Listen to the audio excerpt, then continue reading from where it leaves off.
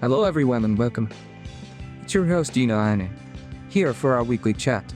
Today is November 6th, a lovely Thursday. And I found a super interesting article from the archive that I'm excited to share with you all. It's all about making our digital worlds feel a little more, well, human. Let's dive right in. The title is Audience Amplified. Virtual audiences synchronously performed our theater. You can find it as scroll. That's Immersive. Or blog 2511.2807. Wow, that's a long one, isn't it? So let's think about this together. Imagine going to a concert or a play. What makes it so much fun? Right. It's not just the performers on stage, it's the feeling of being in a crowd, laughing and clapping with everyone around you. That shared experience is super important, but what if you want to watch a special performance using augmented reality? For AR glasses, right in your own room. Usually, you'd be watching all by yourself. It might feel a little lonely, and you'd miss that crowd energy. This paper tackles that exact problem.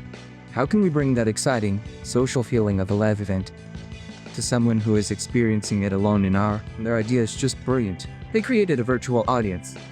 That's right, an audience made of AI. They built an AR theater experience where you can walk around freely. Through your AR headset, you see amazing virtual dancers performing, but you're not the only one watching. There are also virtual people, or avatars, watching the show right alongside you.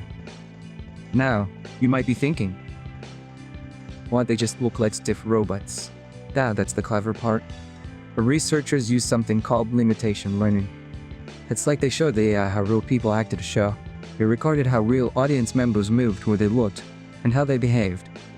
Then, they trained the AI avatars to copy or imitate those natural human actions. So the virtual audience doesn't act perfect. They act like real people, with all the little imperfections. This makes the whole experience feel much more genuine and alive. So the big question is, did it work? The researchers did an experiment with 20 people to find out. Everyone watched a dance performance in two different ways. First, they watched it all alone. Then second, they watched it with a virtual audience of 6 AI avatars. The results were so neat. When the virtual audience was there, people said the performance felt more like a real social event. They were more interested, more involved, and they even spent more time watching the show. But here's a little surprise. The order they saw it in mattered a lot. The people who watched the performance alone first, and then watched it with the audience, had the most positive reaction. It's like they first understood the baseline. And then when the audience appeared, they thought, well, this is so much better. And another super curious thing they found was about height. Shorter participants actually enjoyed the experience more than taller participants. They felt more immersed and engaged. The paper thinks it might be because the virtual avatars were shorter than the tall participants, which might have felt a little strange or distracting for them. It just goes to show how even small details about our own bodies can change how we experience the virtual world. So, how could we use this technology in our daily lives? Let's think of some fun examples. First, imagine your favorite singer is having a concert on the other side of the world. You can't go, which is a bummer.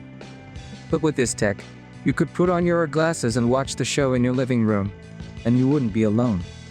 You'd see a virtual crowd of other fans cheering and dancing with you. Would make it feel like a real shared concert, not just watching a video. Second, think about visiting a museum or an art gallery. Sometimes they can be very quiet. With an art guide, you could see virtual avatars of other people looking at the paintings. They might gather around a famous sculpture or point at interesting details. This could help you find popular exhibits and make the whole museum feel more alive and communal, like you're all discovering things together. For a third one, this could be a great tool for practicing public speaking. If you're nervous about giving a presentation, you could practice in front of a realistic virtual audience. These AI people wouldn't just sit still.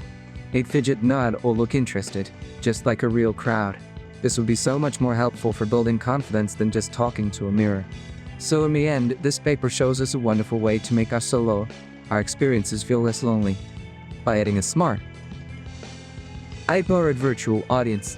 We can bring the magic of a shared social experience to anyone, anytime, anywhere. What a fun idea, right? That's all the time we have for today, everyone. Join me again next week for another exciting find from the archive. Bye bye for now.